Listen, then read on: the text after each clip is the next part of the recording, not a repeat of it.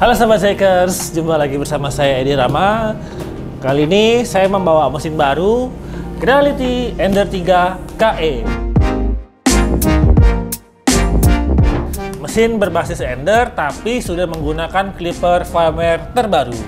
Ingin tahu seperti apa mesin ini, harganya berapa, dan fiturnya apa?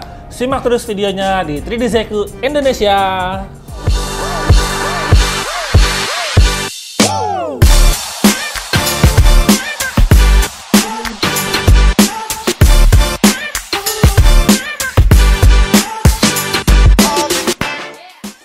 Nah, sebelum kita mulai unboxing, saya mau cerita sedikit soal mesin Creality Ender 3 KE ini. Kalau sebelumnya kalian sudah pernah pakai Ender 3, yang mana kalian biasanya mengalami leveling manual yang nyusahin, yang melelahkan, yang merepotkan karena harus pakai kertas setiap kali mau awal print, mesin ini adalah solusi dari masalah leveling itu. Karena kenapa? Dia bednya rigid, nggak ada lagi spring di bawah bed, nggak ada lagi knob di bawah bed, sehingga hanya full otomatis bergantung sama si sensor auto levelnya. Terus Ender 3 KE ini juga kita jual dengan harga lumayan murah ya, terjangkau. Kalian bisa cek di online marketplace kita mulai dari Tokopedia, Blibli, Shopee, Bukalapak, dan website kita sendiri di 3dfilament.co.id. Oke, sekarang lanjut aja kita buka ya. Nggak usah panjang lebar, langsung kita buka. Dan inilah dia isi dari Ender 3 KE.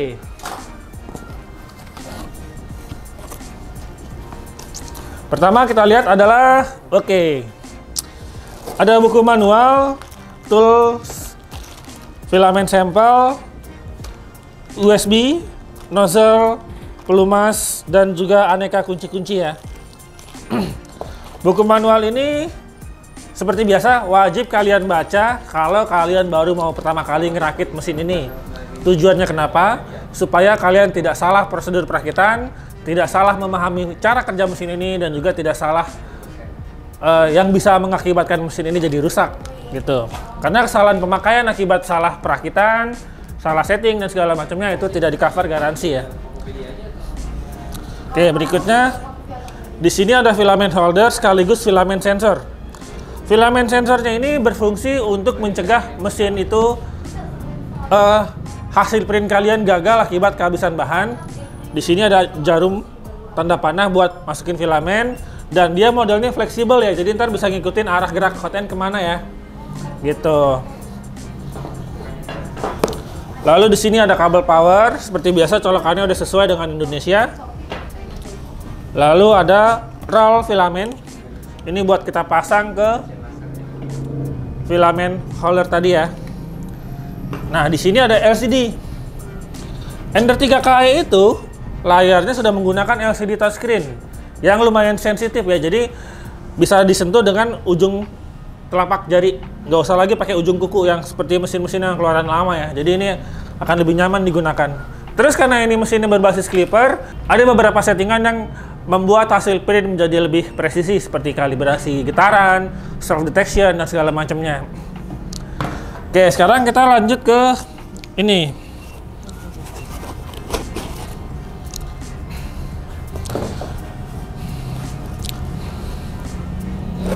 Oke, di Ender 3 KE ini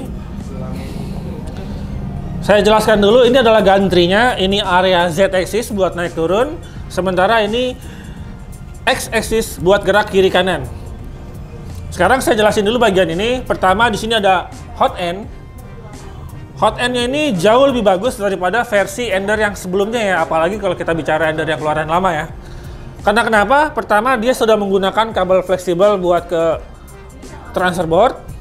Terus di sini ada extruder sprite, jadi kalian akan bisa ngeprint bahan fleksibel, bahan-bahan yang lentur, dan segala macamnya. Lalu di bawah sini ada hot end yang jenisnya itu sudah volcano, sudah high flow. Jadi mesin ini akan bisa ngeprint dengan kecepatan tinggi sampai lebih dari 300 mm per second dengan akselerasi lebih dari 10.000 mm per second. Bisa sampai 20.000 juga katanya. Lalu di sebelahnya ada sensor auto level. Ya, ini adalah sensor auto level, jadinya ntar mesin itu benar-benar hanya bergerak secara otomatis. Kita nggak usah lagi muter-muter leveling secara manual seperti mesin keluaran lama. Lalu di area gerak X-axis ini, dia sudah menggunakan linear rail. Jarang ada loh mesin dengan harga 4 juta dapat linear rail kayak gini. Ini worth it banget buat kalian beli ya, karena keunggulan dari sistem linear rail ini adalah ini gantri nggak bakal goyang lagi. Nggak kayak mesin yang keluaran lama yang masih pakai roda V-slot. Kalau pakai linear rail ini, itu udah pasti rigid, presisi, dan juga gerakannya halus, gitu. Sementara di belakangnya, kalau kita lihat,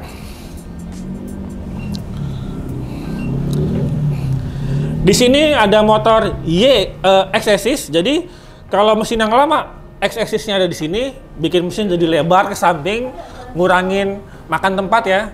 Kalau di Ender 3KE ini, motor X-axisnya itu ada di dalam gantri, jadinya ntar akan mengurangi tempat. Mesin ini jadi lebih compact dan juga hanya membutuhkan sedikit tempat buat penggunaan mesin ini. Terakhir di sini ada dual Z. Jadi kalau di Ender 3 yang lama itu mungkin kalian masih mengalami ininya goyang, X-axisnya goyang karena cuma ada single lead screw. Kalau di Ender 3KE ini sudah menggunakan dual Z dan ada belt synchronizernya. Jadi nggak ada lagi istilah ini tiang X-axisnya miring sebelah ya, karena udah pasti sinkron dengan adanya belt ini nih. Gitu. Oke, lumayan canggih ya. Lanjut sekarang ke bagian bawahnya. Nah, yang terakhir ada bagian base dari si mesin itu sendiri.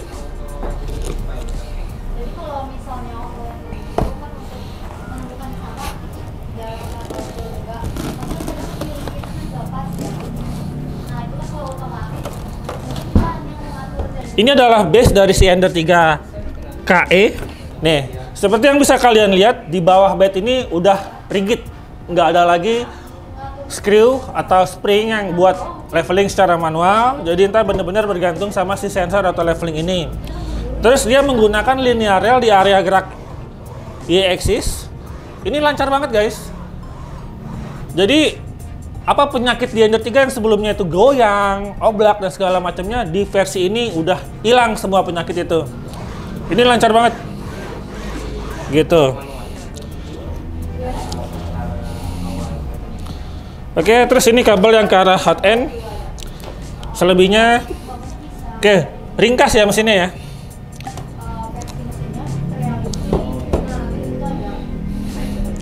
Di belakangnya ada stiker informasi. Ender 3 V3KE, daya listriknya 350 watt, 220 volt. Jangan pernah merubah mesin voltase power supply ke 110 volt karena itu tidak cocok dengan PLN di Indonesia. Voltase listrik di Indonesia itu 220 volt, jadi jangan pernah kalian rubah switch ini ya. Itu akan membuat power supply-nya meledak, keluar asap dan konslet. Oke, sekarang kita mulai perakitan si Ender 3KE ini. Simak terus videonya di 3D Desainku.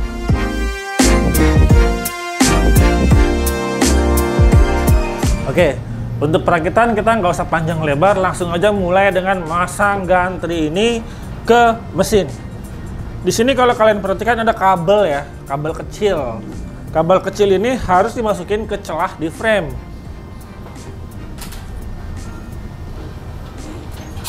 Gitu, kalau udah tinggal kalian pasin besi frame-nya terhadap si base platform.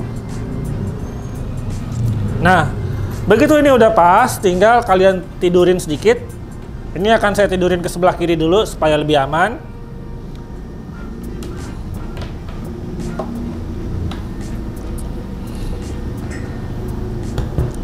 Gitu, untuk kita pasang baut dari bawah sini. Bautnya pakai yang ada ringnya kayak gini. Terus tinggal kalian obeng aja ke dalam si mesin. Gitu. Nah, ini kan bautnya ada 3 ya. Biasakan kalau bautnya itu ada 3 atau ada banyak, itu jangan langsung dikencengin, tapi kalian pasang dulu semua bautnya, diratain, baru kemudian dikencengin. Tujuannya kenapa? Supaya oliernya itu nggak selek. Nah, itu belum saya kencengin ya, baru saya pasang dengan rata doang. Nah, setelah ketiganya udah dipasang dengan rata, baru kita mulai kencengin. Kencenginnya juga bergantian. supaya framenya ini lurus dengan benar.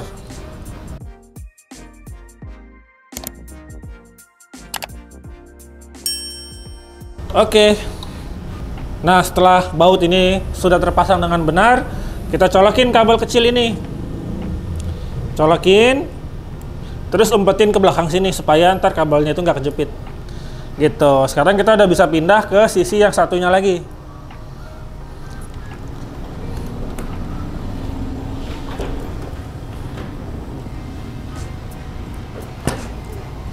Gitu. Yang sisi sini juga sama, kita pasang dulu ketiga bautnya ini dengan rata, baru kemudian dikencengin.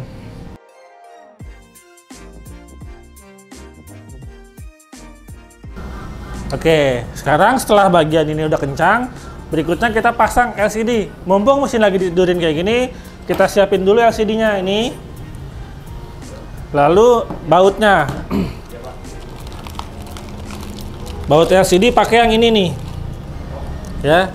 Ini kita buka.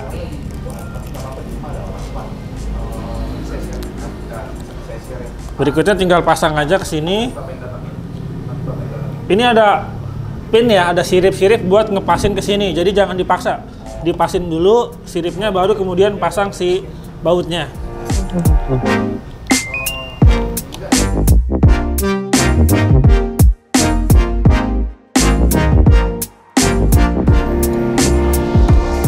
Oke, sekarang tinggal kita pasang kabel LCD-nya. Kabel LCD-nya ini ada penanda ya buat orientasi di mana. Tinggal kalian cocokin dengan lubang yang ada di LCD-nya. Gitu ya. Sekarang ini udah selesai, bisa kita diriin mesinnya. Nah, sekarang tinggal kalian pasang kabel fleksibel ini ke gantry.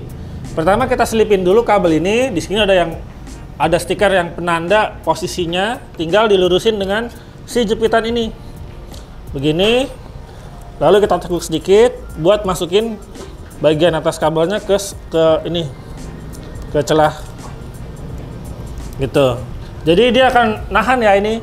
Fungsinya ada stiker ini adalah buat bantalan si kabel supaya nggak terlalu kejepit saat dipasang ke sini. Kalau udah tinggal kita pasang ini kabel X, ada labelnya X, kita colok ke sini. Gitu. Terus ini kita lewatin sini. Jangan lewat sini ya, tapi lewat sini. Lewat sini, lalu tinggal kita colokin ke colokan hot end yang ada di atas. Yang ada di atas hot end. Ini juga sama, ada markingnya ya, ada penandanya, jangan sampai kebalik.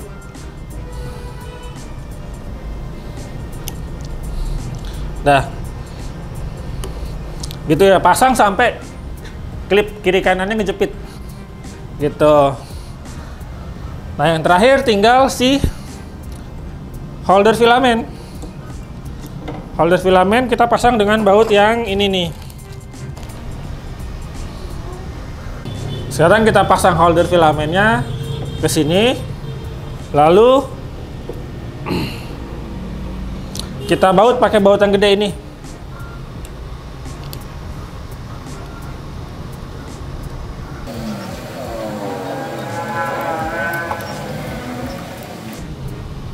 Oke, setelah filamen holdernya udah kepasang, terakhir kita tinggal colokin kabel ini ke filamen sensor. Gitu ya. Arah panahnya ini menghadap ke bawah buat masukin filamen ke extruder. Lalu ini roll filamen.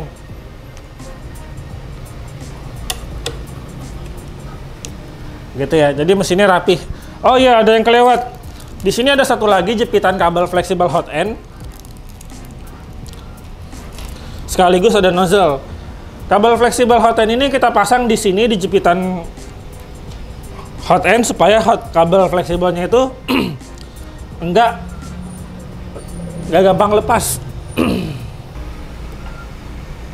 Kita turunin dulu hot end-nya supaya lebih lega area buat masang ini. Kalau udah tinggal kita pasang ke sini aja. Nih, ini pasang ke sini.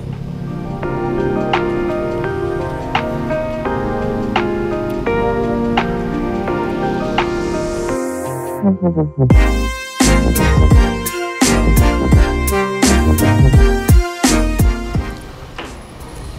jadi dengan begini maka kabel fleksibel hot end aman, nggak akan ketarik-tarik sampai lepas. Gitu. Nah, sekian perakitan si Ender 3KE. Mungkin kalau kita cek satu persatu, mesinnya ini cukup compact ya. Ukuran mesinnya tuh nggak terlalu lebar, nggak kayak mesin Creality yang keluaran lama, jadinya nggak akan banyak makan tempat. Selebihnya mesin udah siap kita nyalain ya, buat ntar kalian lihat tampilan layarnya seperti apa, fitur self detectionnya seperti apa, dan lain-lain.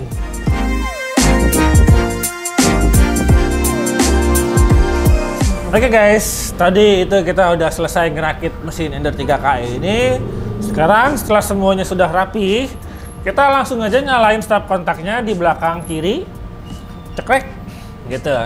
Nah kemudian si layarnya akan nyala tulisan Creality. Di sini kita tinggal tungguin aja perintah yang muncul di layar ya. Nah sekarang kita tinggal pilih bahasa, pilih English, lalu klik next step. Di sini kita tinggal checklist bagian I have read and agree. Untuk hotspotnya kita skip aja biar cepat. Lalu time zone seperti yang tadi kita pilih +7 karena kita ada di Jakarta. Ini ya, +7 kita checklist, lalu kita klik next step. Di sini network connection is abnormal, oke, karena kita belum connect wifi. Lalu sekarang dia akan mulai self test, start detecting. Pertama mesin akan bergerak homing. Kalau kalian perhatikan di sananya tuh mulai muncul. Oh sorry guys, saya lupa nyolokin kabel Z. Nah inilah dia kenapa sebabnya kita perlu self test. Keuntungannya mesin yang punya fitur self test adalah dia jadi tahu nih apa yang error kalau kita ada saran pemasangan kayak gini nih. Ini kita matiin dulu, ulangin, karena nggak boleh nyolokin kabel kalau kondisi mesin lagi nyala ya. Ntar bisa merusak motherboard. Sekarang saya colokin dulu kabel ini di belakang motor Z. Nah kalau udah kita nyalain lagi. Mari kita start detecting. Mesin akan homing. Homing ke arah X-axis, kemudian homing Y-axis, kemudian dia akan ke tengah buat homing Z-axis. Nah ini turun ya. Homing Z-axis itu akan mengandalkan fitur sensor CR touch di belakang hot end. Nah kemudian dia akan mulai pemanasan nozzle, pemanasan bed, nozzle cleaning, dan automatic Z offset. Jadi mesin ini lumayan canggih ya fitur auto levelnya ya. Nah kemudian mesin akan otomatis membersihkan nozzle sesuai dengan perintah yang di layar, informasi yang di layar. Setelah itu dia akan automatic Z offset di bagian depan sebelah kiri ya. Ini ada sensor pressure. Jadi ntar pas mau ngeprint ini mesinnya bener-bener udah tinggal pakai, nggak usah lagi kita leveling, kita atur Z offset secara manual seperti di mesin yang versi lama.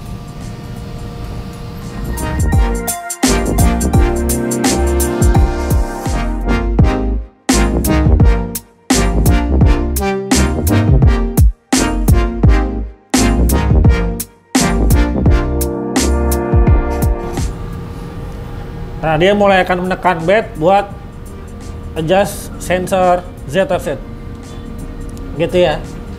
Jadi caranya cukup praktis ya mesin ini ya. Terus kalau ada orang yang bilang di internet levelingnya lama ya, tapi di balik leveling ini kita mendapatkan mesin yang benar-benar udah tinggal pakai, nggak usah pusing-pusing ngatur secara manual lagi guys.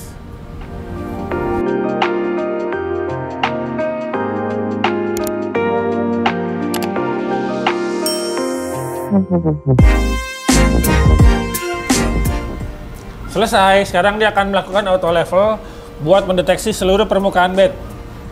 Sekedar informasi, mesin berbasis Clipper itu kalau habis auto level dia akan minta save config, lalu mesinnya akan restart. Itu adalah hal yang normal ya di Clipper ya. Karena Clipper itu untuk save config ke menu utamanya dia, itu dia harus restart. Nah, ini kalau kalian lihat gerakan levelingnya itu lumayan cepat ya, jadi nggak ada lagi istilah lemot-lemot seperti yang orang bilang di internet.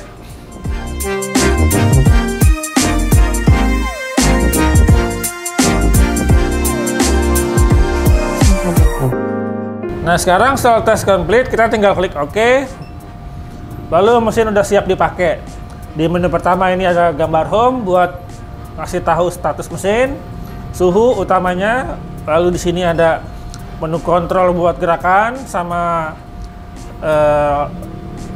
pengaturan suhu. Lalu di sini ada file untuk ngeprint susunan file yang mau diprint.